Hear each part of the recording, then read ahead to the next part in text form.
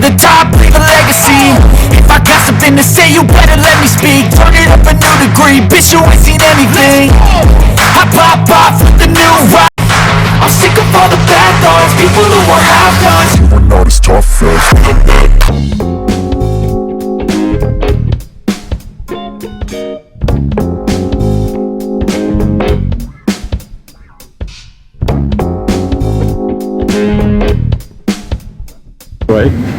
नमस्कार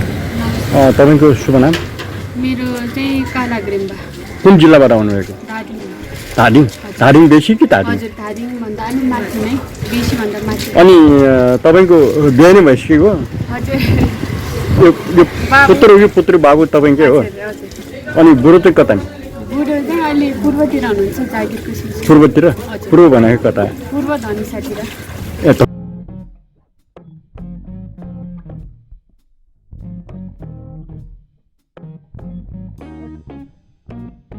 यो भने पहिले अहिले तपाईँ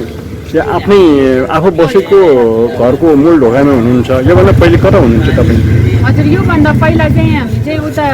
बान्डा राइडको पिपल बोर्डमा गर्थ्यौँ अहिले चाहिँ अब यहाँ चटपटी पानीपुरी बन्द गर्ने त्यो भनेर चाहिँ समस्या आयो होइन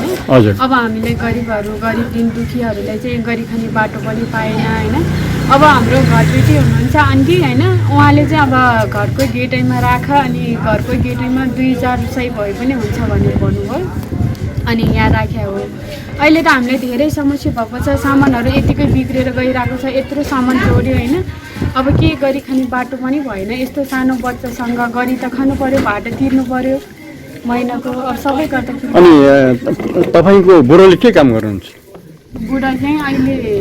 नेपाल आर्मीमा हुनुहुन्छ उहाँले पनि अलिअलि चाहिँ खर्च त पठाउनुहुन्छ होला नि खर्च त दिनुहुन्छ दिनुभयो पनि अब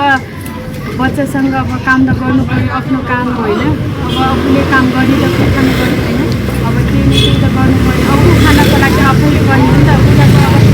अब 20-22 हजार हुन्छ अब 20-22 हजार के भन्ने ट्रेनिङको बेलामा उहाँले पनि पुग्दैन होइन अब धेरै समस्याहरू भइरहेको छ हामीले चाहिँ